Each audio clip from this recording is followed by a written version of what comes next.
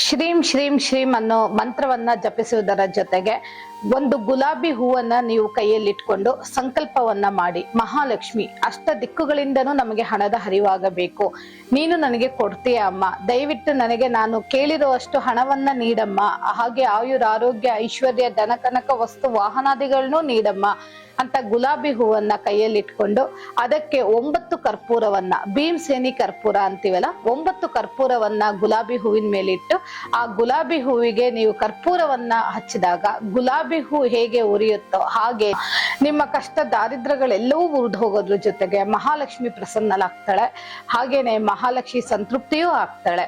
ಈ ಒಂದು ರೆಮಿಡಿಯನ್ನ ನೀವು 48 ಶುಕ್ರವಾರ ಮಾಡಿದಾಗ ಖಂಡಿತವಾಗ್ಲೂ ನಿಮಗೆ ಅದ್ಭುತವಾದ ರಿಸಲ್ಟ್ ಬರುತ್ತೆ. ಅದನ್ನ ನೀವು ನನಗೆ ಕಾಮೆಂಟ್ ಮಾಡಿ ಹೇಳ್ತೀರಾ. ಈ ರೆಮಿಡಿ ಮಾಡ್ಕೊಳ್ಳಿ, ಖಂಡಿತವಾಗ್ಲೂ ನಿಮ್ಗೆ ಮಹಾಲಕ್ಷ್ಮಿ ಅನುಗ್ರಹ ಆಗುತ್ತೆ. ಯಾರ ಮನೇಲಿ ಸಮಸ್ಯೆ ಇರಲ್ಲ, ಪ್ರತಿಯೊಬ್ಬರು ಮನೆಯಲ್ಲೂ ಸಮಸ್ಯೆ ಇರುತ್ತೆ.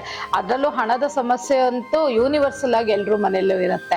ಆ ಹಣದ ಸಮಸ್ಯೆಯನ್ನ ನಿವಾರಿಸ್ಕೋಬೇಕು, ನಾವು ಸಾಲ ಬಾಧೆ ಶತ್ರು ಬಾಧೆ ಇದರಿಂದೆಲ್ಲ ಹೊರಗೆ ಬರಬೇಕು ಅಂದ್ರೆ ನಾವು ನಿಮಗೋಸ್ಕರ ಒಂದು ಯಂತ್ರವನ್ನ ತಗೊಂಡ್ಬಂದಿದ್ದೀವಿ. ಅದು ಬಂದು ಧನಲಕ್ಷ್ಮಿ ಯಂತ್ರ.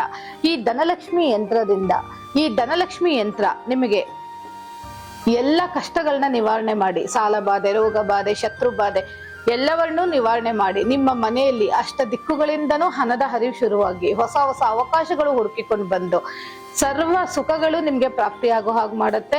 ಈ ಧನಲಕ್ಷ್ಮಿ ಯಂತ್ರ ಅಷ್ಟಲಕ್ಷ್ಮಿ ಸಮೇತ ನಿರ್ಮಿತವಾಗಿರ್ತಕ್ಕಂಥ ಯಂತ್ರ. ಈ ಯಂತ್ರದಲ್ಲಿ ಸಾಕಷ್ಟು ಶಕ್ತಿ ತುಂಬಿರ್ತೀವಿ. ಇದನ್ನ ತಗೊಳ್ಳೋದ್ರಿಂದ ಸರ್ವ ಕಷ್ಟಗಳು ನಿಮ್ಗೆ ಪರಿಹಾರ ಆಗತ್ತೆ.